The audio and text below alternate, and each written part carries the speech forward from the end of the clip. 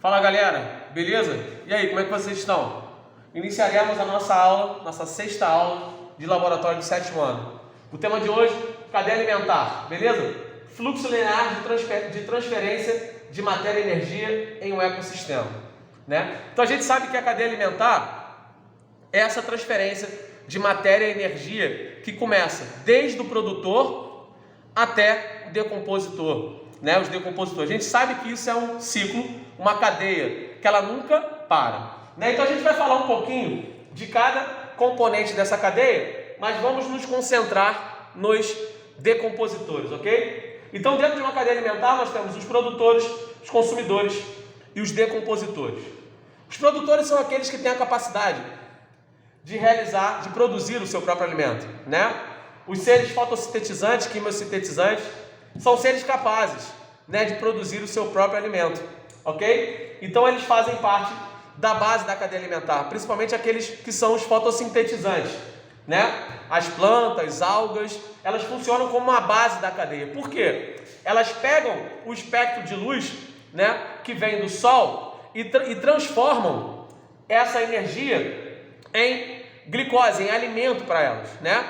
E esse alimento depois será transformado em energia e essa energia será passada para os outros níveis. Então os produtores, eles são o primeiro nível trófico da cadeia alimentar. Depois nós temos os consumidores, né? Dentro desses consumidores, nós podemos ter os consumidores primários, secundários, terciários e quaternários. Dentro desses consumidores, o consumidor primário é aquele animal herbívoro, né, que vai se alimentar de um produtor, né, que vai se alimentar desse ser fotossintetizante, né? Então nós temos os produtores aí, os herbívoros, né, como seres que fazem parte do segundo nível trófico. O primeiro nível trófico são os produtores, o segundo nível trófico, os consumidores primários. Depois nós temos os consumidores secundários, terciários e quaternários. Dentro desses consumidores secundários, terciários e quaternários, nós temos seres que podem ser carnívoros ou onívoros.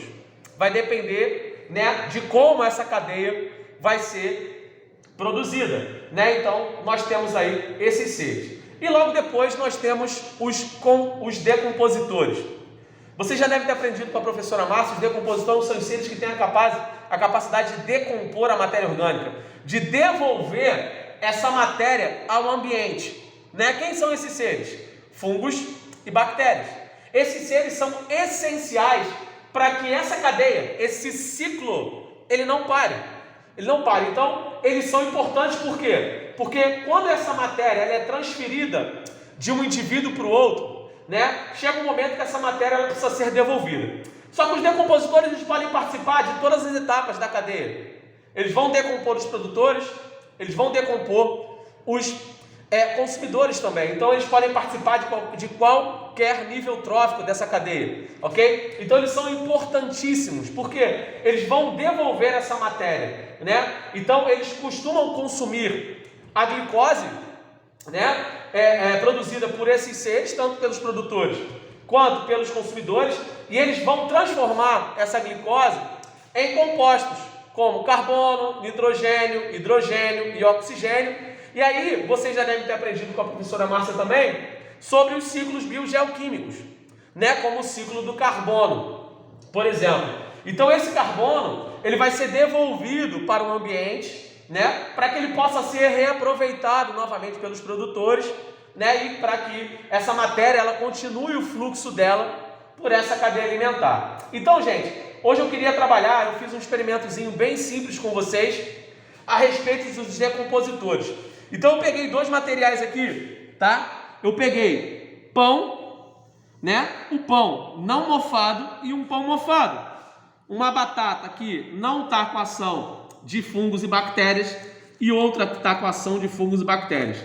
Esse pão aqui, ele já está parcialmente mofado, né? Então eu vou umedecê-lo mais ainda, ok? Vou colocar um pouquinho de água, vou deixar ele exposto aqui por mais alguns dias, para que a gente possa observar depois a proliferação. Barcelos, por que você está umedecendo?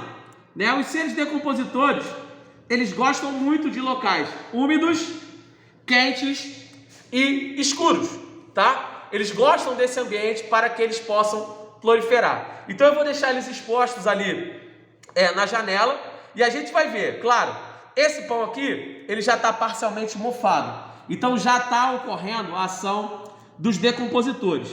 Essa parte aqui ainda não houve ação, mas como eu umedeci e vou deixar ele num ambiente quente, esse processo vai começar também nesse pão, né? Barcelos, aonde que estão esses decompositores? Estão no ar, gente. Estão no ar, estão no solo, estão na água. Vai depender de qual ambiente, né? Então a gente expondo ali perto da janela do laboratório, a ação desses seres, né? Eles vão se aderir ao pão através do ar e ali vai começar um processo de decomposição. Então essa matéria ela está sendo devolvida, ela está sendo reciclada e devolvida para o ambiente. Então essa é a função dos decompositores, né? Esses seres são importantíssimos para que esse fluxo de matéria possa continuar dentro dessa cadeia, né? Dentro dessa cadeia alimentar. Então isso vai fazer com que esse processo ele nunca pare, esse fluxo de matéria nunca cesse, tá? Então daqui a alguns dias eu vou fazer uma segunda filmagem para que a gente possa observar o que aconteceu tanto com o pão que não estava mofado quanto com a batata que não estava mofada, tá? Depois de uns 7 dias, uma semana mais ou menos, eu vou fazer essa filmagem e a gente vai observar que a ação desses seres vai acontecer e a gente vai entender um pouco melhor como é que esse processo ocorre. Tá bom, galera? Foi um prazer estar com vocês novamente. A aula hoje foi um pouquinho mais curta porque a gente estava falando de um assunto bem simples, era só para complementar a aula da professora, tá, Márcia? E ó, um beijo, até a próxima. Valeu!